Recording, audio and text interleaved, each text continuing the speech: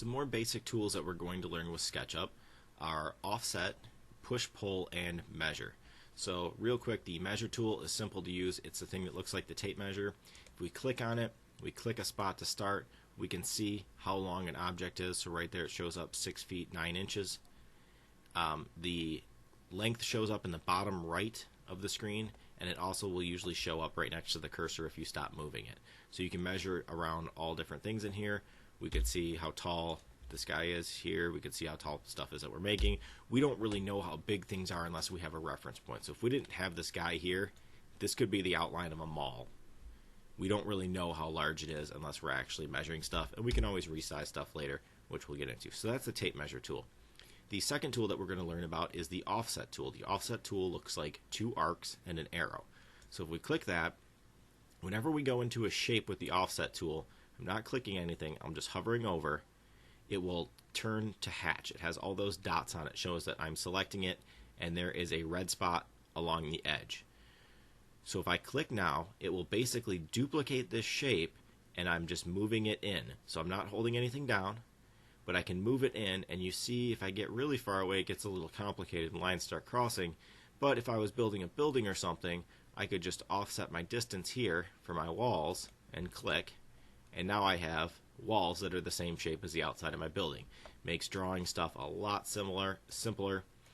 You don't have to try to redraw that whole shape or resize it and put it inside. You can just offset it. You can also offset stuff to the outside. So I could offset things to the outside. Again, I might get lines that are crossing each other. I can go in with the eraser tool or the pencil and touch up whatever I need to. But it's a very useful tool to have. So we have offset tool, and we were able to do that to create the inside shapes here. Now the next tool we're going to learn is probably the favorite tool. It is the push-pull tool. So if we select the push-pull tool, it looks like a box with an up arrow on it.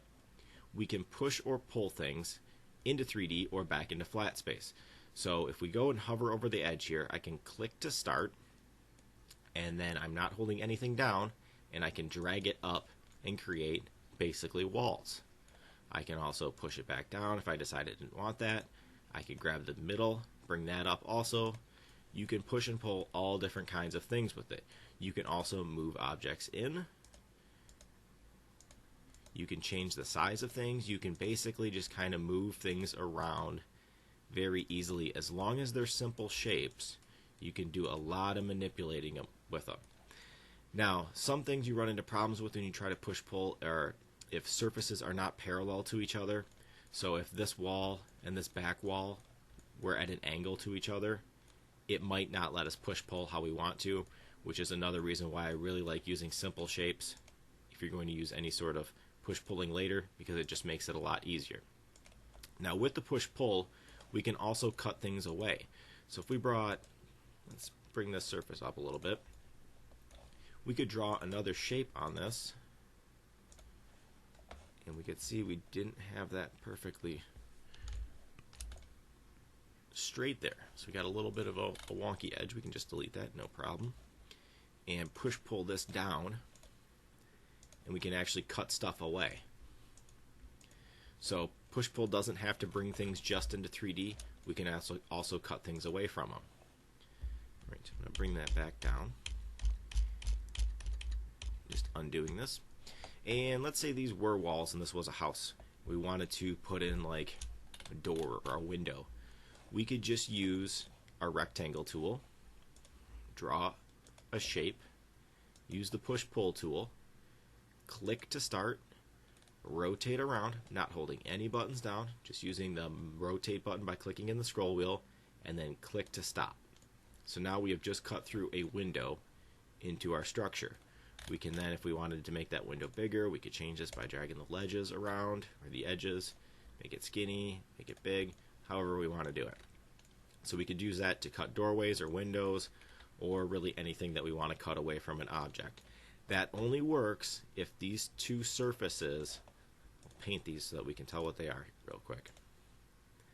If this surface and that surface are parallel with each other, then you can cut through. If those two surfaces are not parallel, so if it goes and gets thicker when it goes to this side, you're not going to be able to push through and cut a clean opening through there. It's going to get complicated and start creating extra edges and surfaces that you don't really want. So one of the reasons I really like using simple shapes and offset, if you're going to do some sort of house design or really anything, is you make sure all the surfaces are parallel with each other unless you have something that you really need to change, and then you'll have to put your own detail in there. Alright, so that is push, pull, offset, and the tape measure tool.